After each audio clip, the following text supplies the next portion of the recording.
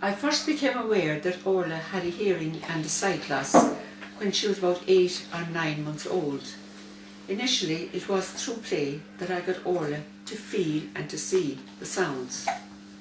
I used to put her hands on my face as I did the babbling sounds which babies do. For example, ba ba ba. I always kept her face very close to my face. I also sang lots of nursery rhymes to her. I always rocked her like this to the beat of the tunes, and I used to clap her hands and her feet to the rhythm. She responded very quickly. She really enjoyed it.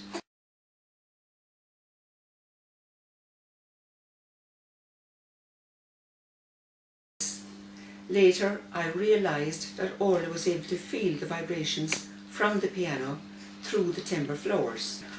Orla had attended formal primary piano lessons from the age of 6.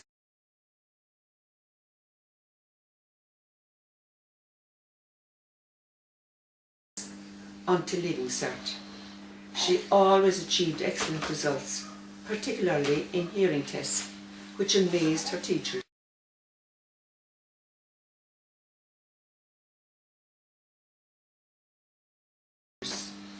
She pursued a course in the Cork City Music College. She qualified as a music teacher with a diploma in A.T.C.L.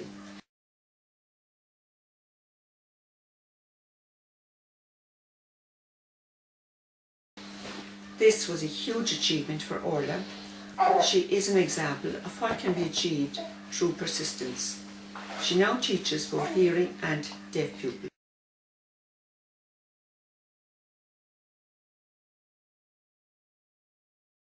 Hands to my face like this while I was doing just like this, so as that Orla could feel the sounds and see my lip movements.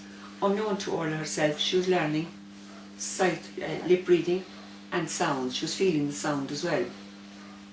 What we could do, what do you remember when I was small and you were telling me how to pronounce the word? Oh yes. Would you do that? Okay. Some sounds yeah. For example, when Orla started reading, a very popular reading scheme for children at the time was the Peter and Jane Ladybird reading books. And of course the word Peter was very difficult for Orla to hear, particularly the P sound. So I got her to say Peter. I blew the P on her hand so as that you would feel the P sound. Otherwise you would only hear eater. You wouldn't hear the puff sound.